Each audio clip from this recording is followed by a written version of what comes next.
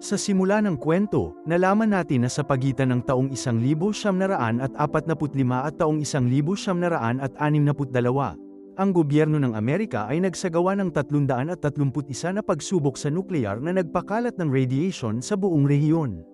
Maraming kalapit na residente ang naapektuhan, ngunit tumatangging kilalanin pa rin ito ng gobyerno. Ngayon, nakikita natin ang isang gasolinahan kung saan isang matandang lalaki na may hawak na baril ang naghahanap sa isang batang babae na nagngangalang Ruby. Pagbalik niya, nakita niya ang isang bag na nakalagay sa labas ng pinto. Sumigaw siya, sinasabing wala na siyang magagawa, pagkatapos ay kinuha ang bag sa loob. Sa loob ng bag ay may litrato ng isang mag-asawa, ilang alahas, isang cellphone, at isang putol na bahagi ng katawan ng tao. Sakto lang, may dumating na kotse sa gasolinahan. Sina Bob at Ethel ay papunta na sa San Diego upang ipagdiwang ang kanilang ika-25 anibersaryo ng kasal. Kasama nila ang kanilang mga anak, sina Brenda at Bobby, kasama ang kanilang panganay na anak na babae, si Lynn, ang kanyang asawa, si Doug, at ang kanilang dalawang aso, si Beauty and Beast. Habang nagpapagasolina si Bob sa kotse, tinanong ng matanda kung saan sila patungo, napansin na kakaunti lang ang mga turistang dumadaan sa rutang ito. Sumagot si Bob na naglalakbay sila sa disyerto papuntang San Diego. Nagbabala ang matanda na walang magandang makikita sa disyerto, ngunit hindi masyadong pinansin ni Bob at Ethel. Samantala, may nagnakaw ng jacket mula sa kanilang kotse, nagsimulang tumahol ang aso, at tumakbo ang isa sa kanila papasok sa istasyon. Sumunod si Lynn para kunin ito, ngunit naaga ang atensyon ng bag na nasa mesa. Sumilip siya sa loob at napansin ang mga ninakaw na gamit. Noon din pumasok ang matanda at napagtanto niyang nakita niya ang bag nito. Mabilis siyang lumabas at nagmungkahi ng shortcut na maaaring makapagpabilis sa kanila ng 2 oras papuntang San Diego. Dahil sa tiwala sa kanya, sinunod ng pamilya ang payo niya at umalis. Habang nagmamaneho sila sa disyerto, tila hindi mapakali si Brenda. Nahirapan sina Doug at Brenda sa aircon ng van dahil sa sobrang init. Samantala, napansin ni Ethel na walang marka ang shortcut sa kanilang mapa. Biglang bumangga si Sharp mula sa kalsada, na nabutas sa mga gulong ng sasakyan. Bumangga ang sasakyan sa isang bato, ngunit sa kabutihang palad, lahat ay nakaligtas. Sinuri ni Bob ang sasakyan at nakitang sira ang ehe, kaya imposibleng magpatuloy. Ipinapalagay nila na ang matinding init ang naging sanhi ng pagsabog ng mga gulong. Biglang may 2 asong nakatakas mula sa van. Hinabol sila ni Bobby, hindi alam na may isang hindi kilalang lalaki na nagmamasid mula sa isang kalapit na burol. Sinubukan ni Doug na humingi ng tulong, ngunit walang signal. Dahil wala nang ibang pagpipilian, nagpasya sina Bob at Doug na maghiwalay at maghanap ng tulong. Bago umalis, kumuha si Bob ng baril mula sa sasakyan at ibinigay ito kay Bobby, at inutusan itong protektahan ang iba. Habang paalis sila, napansin ni Lynn ang isang refleksyon na nagmumula sa isang malayong burol, ngunit hindi niya ito masyadong inisip. Samantala, nagtayo sina Brenda at Lynn ng tolda at naghanda ng tanghalian. Patuloy na tumatahol ng agresibo ang kanilang mga aso sa burol. Nang buksan ni Brenda ang pinto ng van, isa sa mga aso ang tumakbo palayo. Hinabol muli ito ni Bobby, ngunit pagkatapos maghanap ng ilang sandali, nakakita siya ng bakas ng dugo. Kasunod nito, natuklasan niya na may isang taong brutal na pumatay sa kanyang aso, ang kanyang kagandahan. Sa takot, nagsimula siyang tumakbo, ngunit nadulas ang kanyang paa, at nahulog siya sa isang kanal, na wala ng malay. Isang batang babae na nagngangalang Ruby, na nakasuot ng ninakaw na pulang jacket, ang nakakita sa kanya. Gusto niyang tumulong, ngunit inutusan siya ng kanyang kapatid, na nakatanaw mula sa itaas, na iwan siya. Samantala, ilang oras nang naglalakad si Doug nang hindi nakakahanap ng tulong. Sa kalaunan, nakatagpo siya ng isang malaking kanal na puno ng mga inabandunang at sirang mga kotse. Ang ilan sa mga ito ay puno ng dugo. Nalilito kung paano napunta rito ang napakaraming sasakyan. Hinanap niya ang mga ito at nakakita ng isang teddy bear, na kinuha niya para sa kanyang anak na babae bago sumulong. Nakabalik si Bob sa gasolinahan kung saan siya nagpagasolina kanina. Uminom siya ng tubig at hinanap ang matandang lalaki na nagbigay sa kanya ng shortcut. Ngunit wala na siya. Sinubukan ni Bob na humingi ng tulong, ngunit hindi gumagana ang telepono. Pagkatapos, napunta ang kanyang mga mata sa parehong bag sa mesa. Ang bag na puno ng alahas at mga putol na bahagi ng katawan ng tao. Gumapang ang hinala, at nang mapagtanto niyang may mali, hinugot niya ang kanyang baril, na natiling alerto. Sa sumunod na sandali, napansin niya ang isang pader na natatakpan ng mga lumang dyaryo na nagdedetalye sa mga pagsubok sa nuklear. Sa wakas ay natuntun niya, ang kanyang pamilya ay naakit sa isang nakamamatay na bitag. Sa takot, nagmadali siyang lumabas upang umalis, ngunit biglang nakarinig ng ingay. Paglingon, nakita niya ang matandang lalaki na nakahiga sa lupa, lasing. Bago pa man makareact si Bob, biglang binaril ng lalaki ang kanyang sarili. Tumakbo si Bob patungo sa kotse, pinaputok ang kanyang baril, ngunit bago pa siya makapasok, nakita niya ang isa pang lalaki na nakaupo na sa loob. Inatake siya ng lalaki, binugbog siya ng walang malay, at dinala siya sa minahan. Samantala, si Bobby ay nakahiga pa rin ng walang malay. Ngunit si Ruby ay nanatili sa kanyang tabi. Sa kabilang banda, hinanap siya ni Brenda, tinatawag ang kanyang pangalan. Nang marinig ang boses ni Ruby, mabilis na tumakbo palayo. Nang sa wakas ay nagkamalay si Bobby, natagpuan niya ang sarili sa loob ng van, naglagay ng gamot ang isa sa kanyang mga sugat at tinanong kung paano siya nahulog.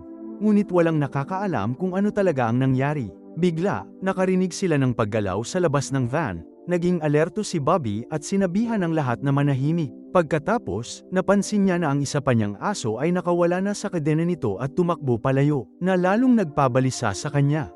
Kasabay nito, bumalik si Doug na walang dala, at isiniwalat na ang kalsada ay nagtatapos lamang ng 5 kilometro sa unahan. Napagtanto niya na nagsinungaling sa kanila ang matandang lalaki sa gasolinahan. Tumaas ang tensyon nang mapagtanto nilang hindi pa rin bumabalik si Bob. Iminungkahi ni Doug na maghintay pa ng kaunti bago nila siya hanapin. Nang gabing yon, sinubukan ng lahat na matulog, ngunit nanatiling hindi mapakali si Bobby. Natataranta pa rin dahil sa aksidente, lumabas siya upang hanapin ang kanyang aso. Samantala, 2 lalaking may kakaibang hitsura ang palihim na pumasok sa loob ng van. Ilang sandali pa, sumugod si Bobby kay Doug, takot na takot. Sinabi niya rito na may nagtatago sa malapit at pinatay nila ang kanyang aso. Ngunit hindi niya sinabi sa iba dahil ayaw niyang takutin sila. Noon lang, narinig nila ang matinding sigaw ni Bob. Sinusunog siya ng buhay ng mga kanibal. Nagtakbuhan ang lahat para iligtas siya, ngunit sa loob ng van, sinalakay ng 2 nanghihimasok si Brenda. Sinubukan ni Doug at ng iba pa na patayin ang apoy. Ngunit huli na ang lahat. Namatay si Bob sa matinding paghihirap. Narinig ni Lynn ang sigaw ni Brenda at nagmadaling bumalik sa van, para lamang matagpuan ang kanyang anak na babae sa mga kamay ng mga nakakatakot na lalaki. Lumaban siya, ngunit tinutukan ng isa sa kanila ng baril ang batang babae. Nang sandaling yun, dumating si Tulsa, ngunit nabaril siya. Inatake ni Lynn ang lalaki, ngunit nabaril din siya. Nang marinig ang putok ng baril, tumakbo sina Doug at Bobby patungo sa van. Pinaputukan ni Bobby ang mga umaatake, ngunit nakatakas sila. Napagtanto ni Doug na nawawala ang kanyang anak na babae. At patay na ang kanyang asawang si Lynn. Si Tulsa, na malubhang nasugatan, ay hindi rin nakaligtas. Ngayon, sina Bobby, Doug, at Brenda na lamang ang natitira. Takot na takot sila at walang ideya kung paano makatakas. Samantala, isang kanibal na nanunood sa kanila mula sa malayo ang biglang inatake. At napatay ng aso ni Bobby na si Beast. Si Bobby, na labis na nagalit, ay muntik nang sumugod palabas upang patayin ang iba pa sa kanila. Ngunit napigilan siya ni Doug. Bigla, nakarinig sila ng mga ingay sa pinto ng van.